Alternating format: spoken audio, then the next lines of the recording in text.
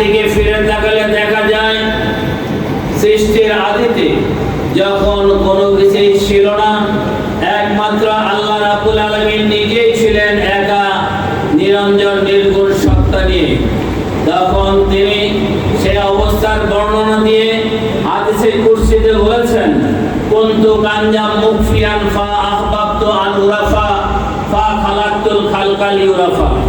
আমি ছিলাম গুপ্ত ধনাগার, নিজেকে প্রকাশ করতে ভালোবাসলাম, তাই সৃষ্টি জগৎ সৃজন করলাম।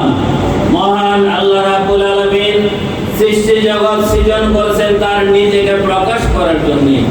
তার মাঝে নিজের পরিচয় প্রকাশের অভিলাষ জাগে, তাই তিনি বাস্তবায়নের জন্য সৃষ্টি লীলা শুরু করেছিলেন।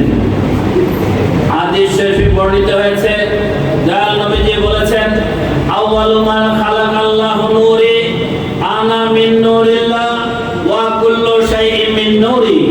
আল্লাহ সর্বপ্রথম আমার নূরকে সৃষ্টি করেছেন, আমি আল্লাহর নূর হতে তামাম মাখলুকাত আমার নূর হতে সৃষ্টি হয়েছে। অর্থাৎ আল্লাহর নূরে